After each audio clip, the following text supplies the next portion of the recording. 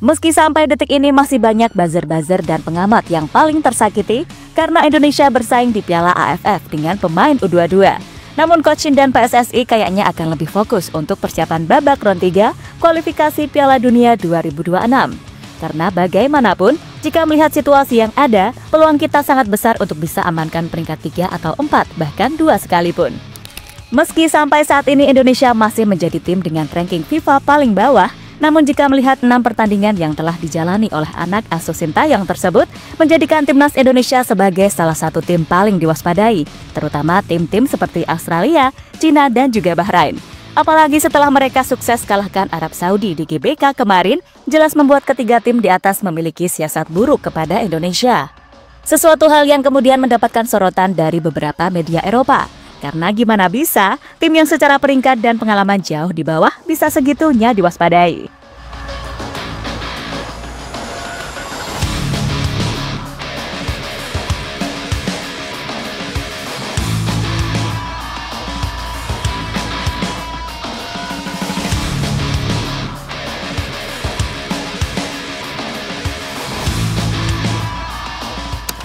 Timnas Indonesia yang sekarang memang bukan Timnas Indonesia yang dulu. Itulah yang kira-kira isu yang sedang digaungkan media-media ternama di Asia. Ya, jika di era-era sebelumnya Indonesia seringkali dipandang sebelah mata, maka kali ini di era yang baru, Timnas Indonesia benar-benar dipandang sebagai tim yang berbeda. Tentu saja, keberadaan Pak Erick Thohir beserta jajarannya, lalu Coach Shin beserta staf pelatih lainnya, serta komposisi pemain yang ada membuat citra Indonesia beneran naik. Apalagi sejak PSSI sukses mendatangkan tim juara dunia Argentina ke tanah air, maka sorotan pun menjadi semakin kencang, entah itu yang memuji ataupun julid. Intinya timnas Indonesia di era Sintayong menjadi lebih seksi dan itu diakui langsung oleh Presiden FIFA Infantino.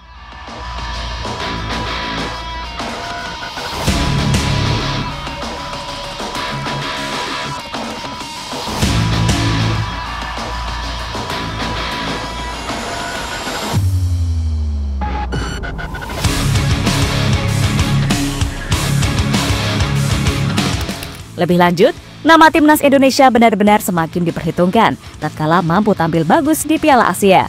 Datang dengan skuad termuda, Indonesia yang kala itu dianggap hanya akan jadi lumbung gol, nyatanya mampu lolos ke 16 besar buat pertama kalinya sepanjang sejarah, serta selalu bisa mencetak gol di fase grup dan menyulitkan tim-tim kuat kecuali Vietnam yang berhasil kita hajar.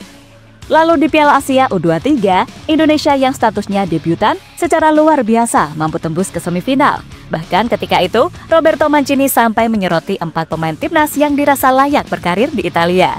Dan di 6 pertandingan babak round 3 yang sudah dijalani oleh timnas Indonesia sendiri, tim-tim di grup C makin respect dengan anak asuh Sintayong. Karena sekali lagi, meski memiliki ranking FIFA paling rendah, namun nyatanya mereka mampu bersaing dan kini berada di peringkat ketiga dengan poin 6, unggul selisih gol dari Cina, Bahrain, dan Arab Saudi. Tak hanya itu saja, timnas Indonesia juga hanya selisih 1 poin saja dengan peringkat kedua Australia. Maka dari itu banyak yang bilang kalau persaingan di grup C round 3 pada tahun depan akan semakin seru dan menegangkan.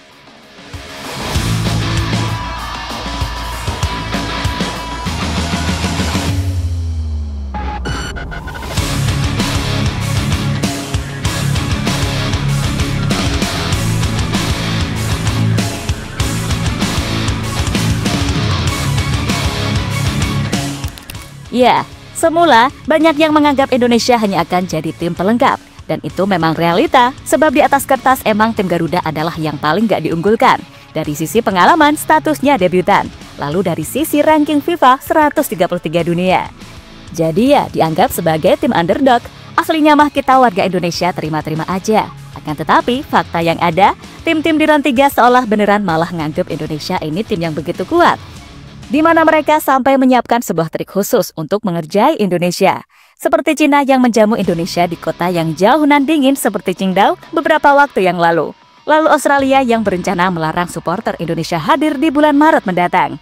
Kemudian Arab Saudi yang menggunakan stadion bersuhu panas buat menjamu Indonesia. Dan Bahrain yang berencana akan main di sore hari agar pemain Indonesia kepanasan. Intinya, semuanya sama-sama akan melakukan apapun agar bisa menang di laga kandang melawan Indonesia. Mungkin dari semua tim tadi hanya Jepang yang kayaknya gak aneh-aneh. Ya nggak usah aneh-aneh, wong tim mereka aja udah aneh. Dalam artian adalah yang terkuat di grup ini, gitu loh. Dan melihat situasi yang ada, kemudian membuat media-media di Eropa mulai menyoroti timnas Indonesia. Mereka penasaran dengan perkembangan pesat skuad Garuda, terutama sejak diambil alih oleh Pak Erick Thohir. Bahkan perkembangan pesat timnas mulai mendapatkan respek dari tim-tim elit di Asia.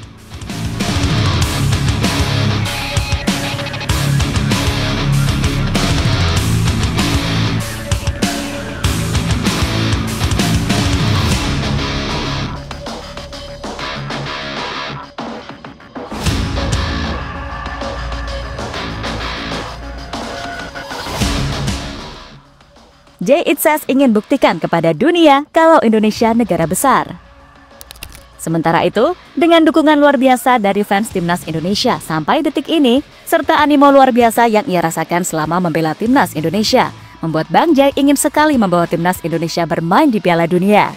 Sekaligus membuktikan kepada dunia kalau Indonesia ini memang layak bermain di sana. Sebagai salah satu negara paling gila soal sepak bola, Bang Jay rasa Indonesia emang pantas mendapatkannya, dan dia kini akan berusaha sebisa mungkin.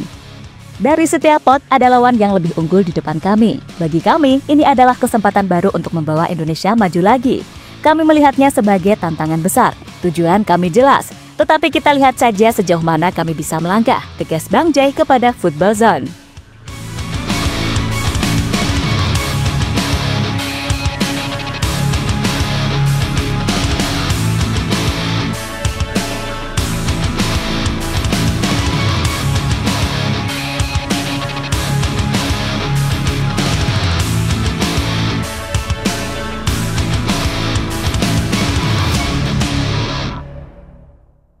Semua ingin Indonesia main di Piala Dunia. Nah, lain Bang Jay, lain pula Nathan Cho. Kepada media FIFA Plus, Nathan menjabarkan soal kemajuan yang ada di timnas Indonesia sekarang ini. Lalu ia juga menceritakan betapa gilanya orang Indonesia pada sepak bola. Dan tak lupa Nathan juga mengungkapkan impian dan peluang bagi Indonesia untuk lolos ke Piala Dunia 2026. Saya kira bagi setiap pemain, jika saya berbicara mewakili semua pemain di tim kami, itu adalah impian. Dengan format baru ini, tentunya ada lebih banyak peluang bagi wakil Asia untuk lolos ke Piala Dunia. Dan menurut saya, ini sangat bagus untuk Piala Dunia, karena sekarang Anda bisa melihat lebih banyak negara lain yang mungkin biasanya sulit untuk lolos karena tidak terlalu banyak tempat. Tapi sekarang ada peluang lebih besar, jadi menurut saya ini bagus. Saya pikir kami juga punya peluang bagus. Kami memiliki tim yang bagus, kami sedang berkembang. Kalau melihat pertandingan, misalnya di bulan Maret, dan pertandingan yang kami mainkan di bulan Juni, sudah terlihat perbedaan besar dalam gaya bermain kami. Jadi ya, jika kami terus berkembang, saya pikir kami memiliki peluang yang sangat bagus. Ini adalah grup yang penuh dengan banyak kualitas, tapi saya pikir kami juga punya banyak kualitas. Kami tidak boleh takut dengan tim-tim ini, karena ya, ini adalah sepak bola. Segalanya bisa terjadi. Kami hanya perlu menganalisis dengan baik bagaimana cara mereka bermain dan di mana peluang kami berada. Lalu kami harus bisa memanfaatkan kelemahan mereka dan menunjukkan kualitas kami, ucap Nathan dikutip dari laman resmi FIFA. Bahkan beberapa pemain keturunan seperti Ole Romani, Calvin Dix, Calvin Verdong, hingga Martin Pas, semua ingin membela timnas Indonesia karena mereka ingin membantu tanah leluhur agar bisa menggapai mimpinya bermain di pentas dunia.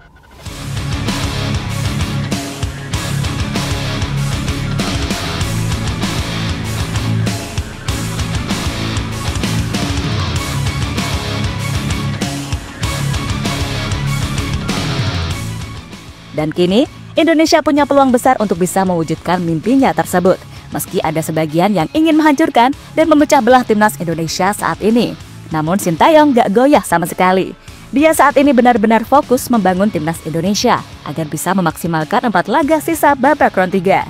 Syukur-syukur bisa amankan 9 poin agar bisa langsung lolos secara otomatis menemani Jepang yang sudah di atas kertas. Dan kita doakan saja, semoga di tahun depan timnas Indonesia bisa memaksimalkan 4 laga sisa round 3 dan lolos ke babak selanjutnya. Amin.